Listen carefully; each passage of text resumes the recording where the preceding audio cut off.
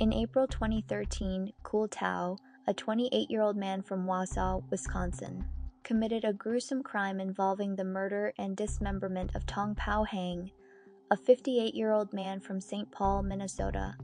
The case shocked communities in both states due to its brutality and the disturbing details that emerged during the investigation. On April 17, 2013, Tao brought Hang to his brother-in-law Ye Lor's home in Wausau. According to Lor, Tao and Hang went into the basement to drink while Lor remained outside. Lor reported hearing a single gunshot and, upon entering the basement, found Hang lying in a pool of blood. Fearing for his safety, Lor helped Tao in wrapping the body in a tarp and loading it into a car.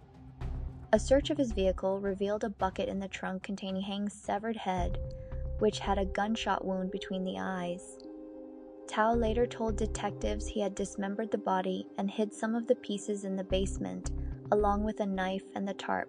Investigators showed him a picture of the basement, and he pointed out cushions under which the body parts were hidden.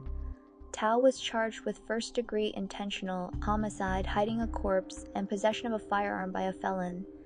In September 2014, he pleaded no contest to second-degree intentional homicide and the other charges. During sentencing in January 2015, Marathon County Circuit Judge Michael Moran sentenced Tao to 40 years in prison, followed by 20 years of extended supervision. Judge Moran described the crime as more akin to an execution than an accident. Tao said Hang had previously held a knife to Tao's neck and threatened Tao's family, and that was why he shot Hang, according to the appeals court decision. Tao, who was 28 at the time of the sentencing, argued that the 40-year prison sentence with 20 additional years of supervision was the same as a life sentence. He would have taken his chances with a trial for first-degree intentional homicide if he knew that Wetstein would ask for a maximum sentence, according to the documents.